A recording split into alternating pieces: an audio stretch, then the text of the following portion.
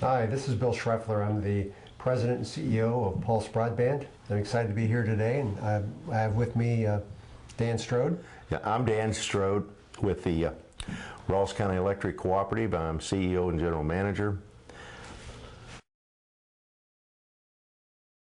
We have 6,000 meters, 1,400 miles of line.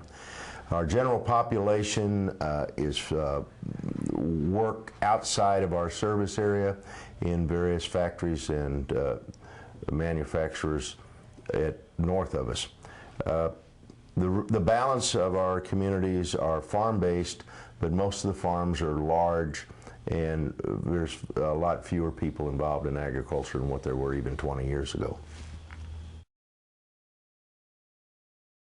Most of our people have had dial-up until 5 years ago when Ralls County got into the wireless business. Now, we got in at that time, there was no DSL services at all to our service area, and we were all dial-up. And so we started then by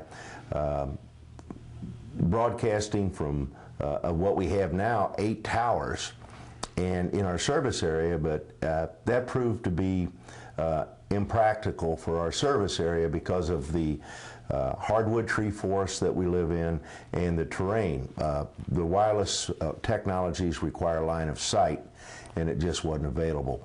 Over 2/3 of the people that applied for service were not able to be reached by our towers. So the fiber part was simply from studying the technologies and saying, once we've had a project that was, say, less than successful, we knew that the second time out we were going to have a surefire project.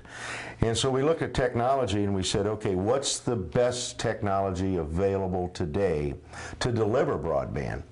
And well, the obvious answer, and which was and still is, that it was fiber optics. Then we ran up into, how do we do that? And that's where Pulse comes in. Fortunately,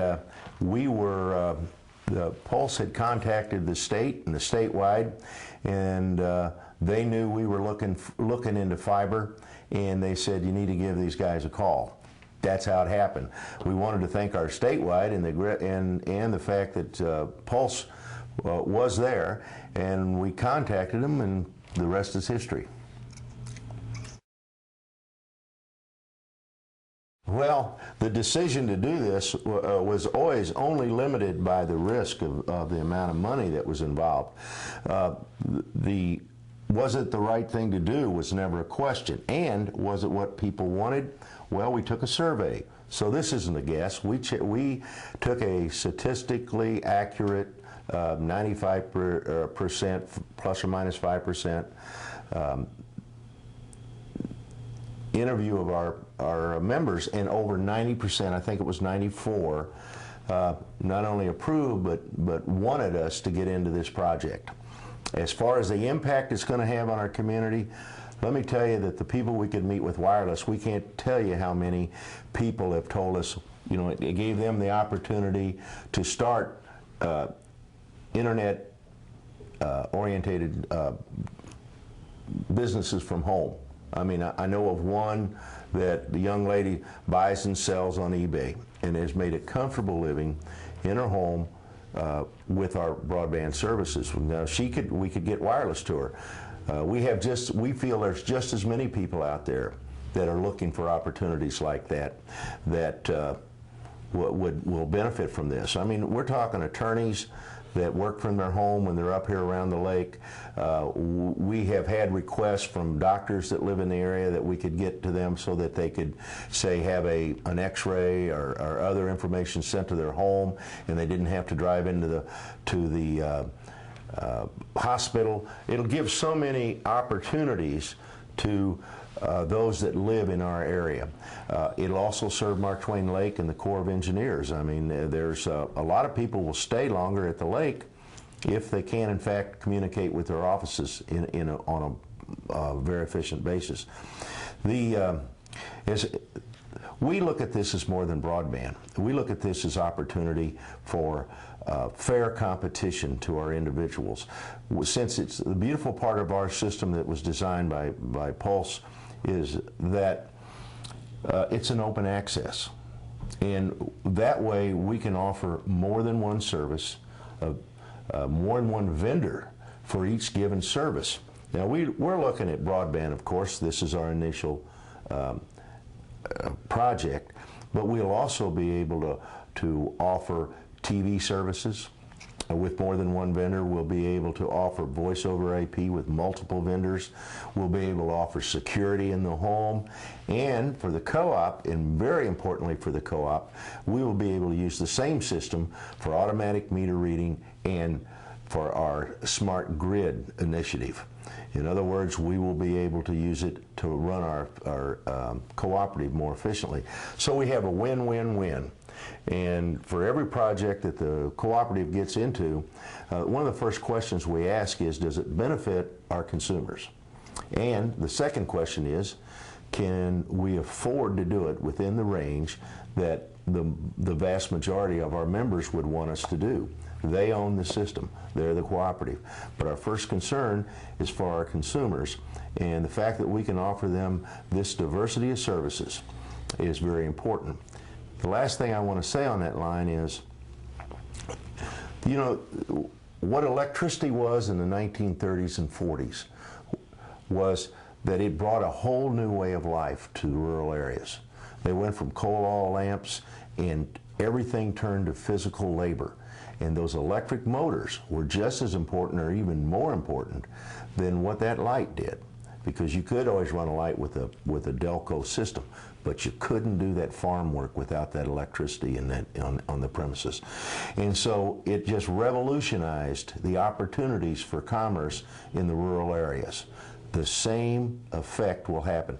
This is the electricity revolution of the 21st century.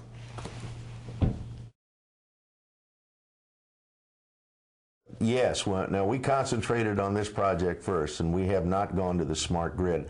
There's a question of how many funds will be left with this first round, but what we decided was that with every smart grid, you have to have a delivery system.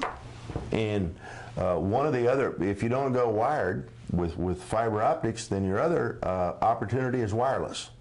Now, if we were in Kansas, especially western Kansas, wireless would be a great opportunity. But on the other hand, we've already shown we can't get to our meters on a wireless system other than what we do is short term from pole to pole to pole. And so this is going to solve two problems at once. Then the rest of it we'll have is just our metering and the programming that goes with it. So this project will put us well on the way to our smart grid activities.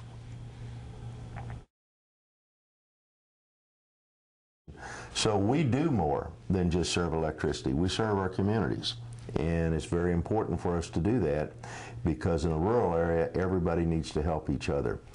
The other thing I want to say is co-ops live in a different environment because every time we go to a school function, a church function, we're among our members. And we have nowhere to, quote, hide. So it's very important for us to serve the community in a way that we have a very pleasant meeting in the public.